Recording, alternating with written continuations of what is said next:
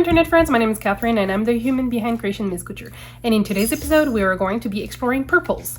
And what I mean by that is that we are going to use different blues with the same pink to see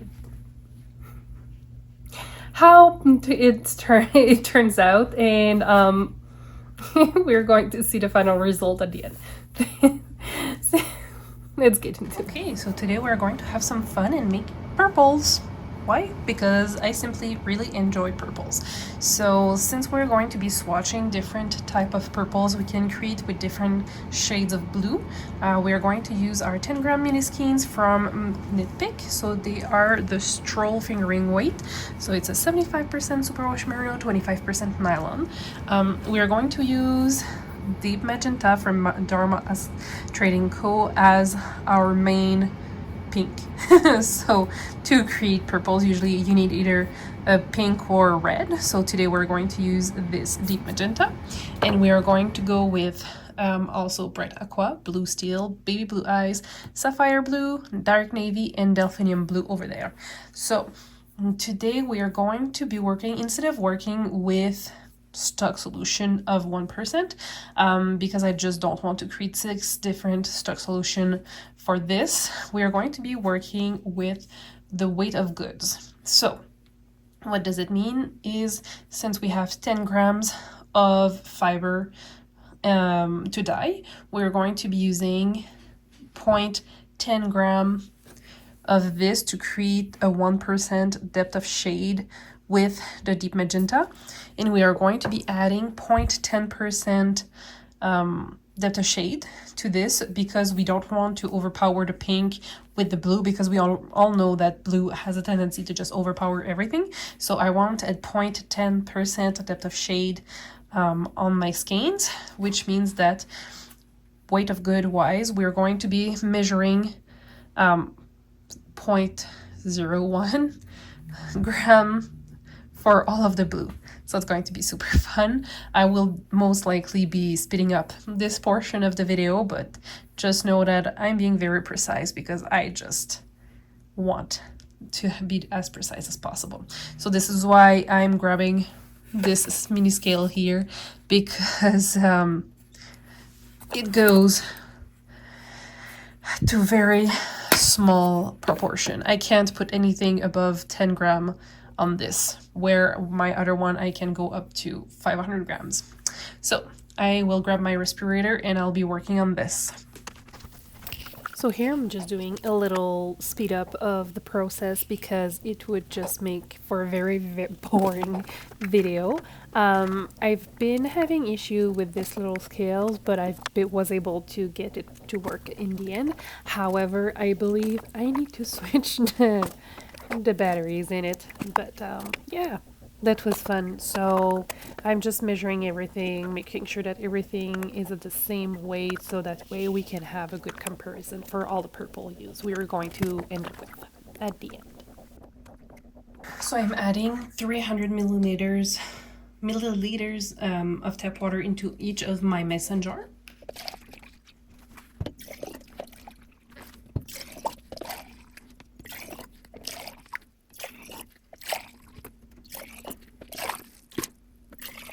Okay, so now that we have our tap water, I'm going to mix my colors together. And it seems that some blues are more potent than others. Like we can see that the blue steel is darker than the one with the bright aqua, which makes sense.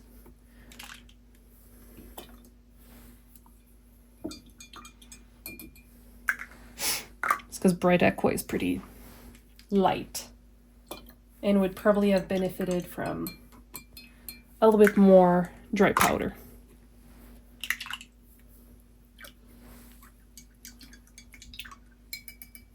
Okay, so I will go remove this from the way, and we're going to be cleaning up a little bit, and then we're going to add the yarn into our containers.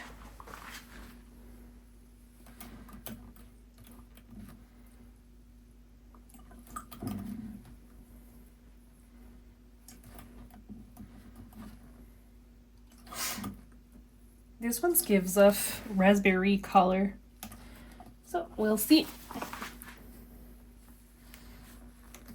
Ooh. And this one gives us grape juice. Oh, how interesting.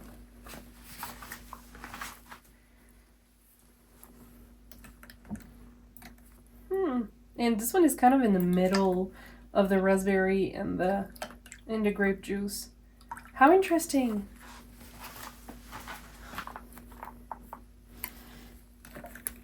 Ooh, another one that looks like grape. So the darker one with the more cool tones give off that grape color. How interesting. Okay, I'm sorry. I know I'm keep saying how interesting.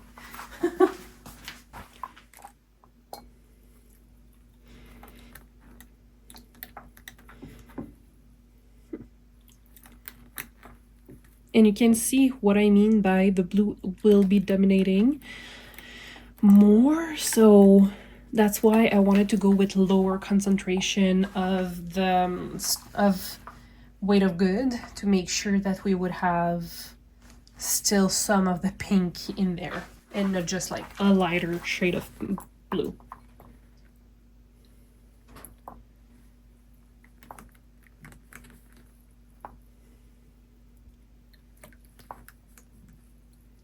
And we also know that some of the blues will only kind of strike when we have heat and or acid. So I'm very curious to see how this will change once we have that. So I'm going to put this in the pan. So as usual, we're going to do our double boiler. And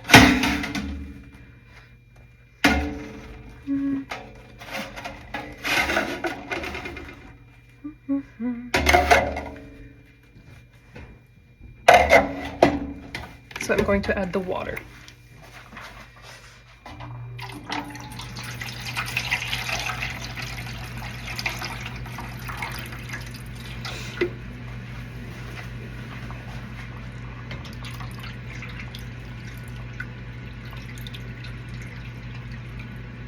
Oh, oops. Okay. So I'm turning on the heat now. And I'm not adding the acid right now, just to give a chance for the color to strike the yarn and do it evenly. Evenly. So I will see you in a bit. All right, so now it's time to add our acid.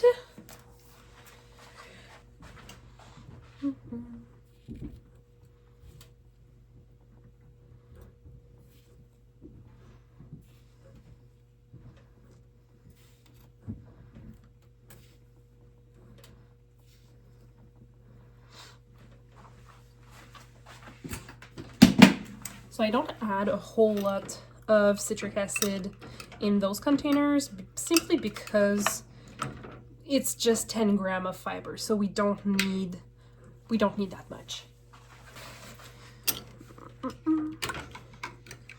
This is going to be very pretty though.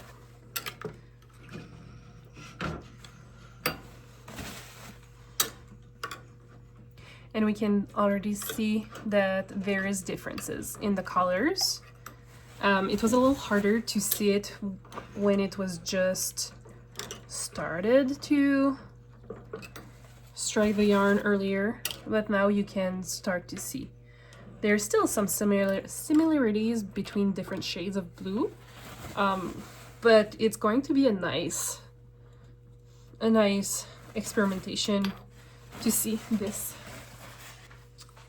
So I think I'm just going to add, so this one is the Bright Aqua, BA, Blue Steel, BL, this one is Baby Blue Eye, BBE, this one is Sapphire Blue, SB, so this is a dark navy, DN, and delphinium blue. So D, B. There we go. Okay, so we're going to let this cook for a good half hour, 45 minutes, and we shall see what it looks like next. Okay, so the colors pretty much all struck the yarn. There's still a little bit of pink in there, but that's okay. We're going to turn off the heat and let it cool because we're going to have a lot of residual heat that will help the little remains of dye to strike the yarn. So we shall be good. We're going to let this cool down, and we're going to wash it afterward. See you in a bit. Okay, so in this instance, I've noticed a lot of color left in the jars. So that was for me a good idea that I was going to have some bleeding. Some colors have a tendency to not completely clear off the dye bath at the end, which you just need to understand that some colors will do that. Hopefully you don't have that happen too often. It's not necessarily an indicator that you didn't do anything properly or that you didn't put enough citric acid, or sometimes it is because you didn't cook the yarn long enough. However, I had those on the stove for 2 hours, so I knew, and I checked the temperature to make sure that we had the right temperature to cook the yarn, and it was good. So I knew that those were not a factor. I also knew that I had enough citric acid in all of my mason jars. So I knew that it was not the mordant the problem. So usually some pinks will stay in the dye bath. So for example, the magenta in this case, we know that she has a tendency to not always strike properly. Not that it's not striking properly. That's not the proper word. We know that she has a tendency to not completely clear the dye bath sometimes, and some of those blues have the same issue. So here, what I should have done is that I should have taken each individual skeins and wash it separately to know which one was a bleeder in this case.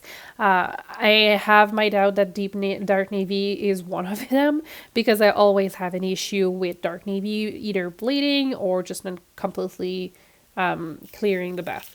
So that was one of my suspect. I also have like blue steel is in my top, but I'm going to show you a quick video after the washing of the yarn of what's left in the mason jar, so you can see what I mean by some of those colors were staying there and not being nice, not playing nice, I would say that.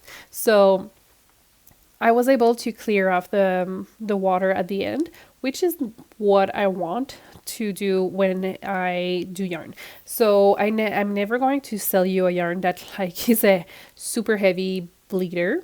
There might be some hue in the bath water when you do it at home, depending on how acidic your water and your tap water is at home, or depending on like what kind of soap you're using. This is why I recommend to wash your finished object in cold water with a wool wash. Ideally, you can use eucalyptus. However, if you have an allergy to lanolin, you can use soap wash, or you can also use Castile soap, which is a very good soap that is very gentle to the skin, gentle to the yarn, and there's no lanolin in it, so that way you can avoid to have any allergic reaction to the lanolin naturally not naturally present, but like in the eucalyptus soap wash. And that's what I'm going to recommend. Pinks are non-bleeder in general, so I was expecting bleeding, and I was happy with how clear we were able to rinse the skeins at the end of it. So I'm going to be showing you what I mean by there was quite a bit of pigment, but at the same time, it's not that much pigment left in the water, but it was significant enough that I wanted to show it to you. So let's see that. So I just wanted to take the time to show you how much dye we had left in the mason jar. You can see that the worst is probably the navy blue. No, it's dark navy, sorry. And it's mostly due to the fact that navy has a tendency to bleed, and deep magenta also have a tendency to bleed. So we have a bunch of leftover that I will just put in one big jar and do a leave no dye at some point with that, just because, you know, we don't leave no dye behind. All right, see you soon. Okay, so here's our final yarn, all dried and pretty. You can see that we have very subtle hues between the different purples that we have. So, of course, with the blue that are lighter in general, we have lighter purples, but they're more on the magenta and pink side of the thing, where with the dark navy and with the sapphire blue and the blue steel, we have darker shades that are also more on the actual purple side of things. So this is an interesting experience to do when you are actually working with colors that you want to mix together. So it's important to see what kind of hue you're going for and what kind of purple you want to do. If you want something more on the purple, like blue cold tone purples, you would go with a darker blue, or if you want something lighter, it would be great to go with a lighter blue as well. And from here you can always play with how strong you want the blue to appear on your yarn. So you could, like I said, I only did like a 0.10% depth of shades with the blues. So if I wanted something darker, I would add more blue in it. So you can just play with it and have fun with it. I'm very happy with how this turned out. It's very subtle for some of them, for the shade and the hue, but it's there, and it's very fascinating to see how it can change the whole final result. So hope you've liked the video. If you did, it would be fantastic if you would consider liking, sharing, and subscribing to the channel. And I will see you in the next one very soon. Bye!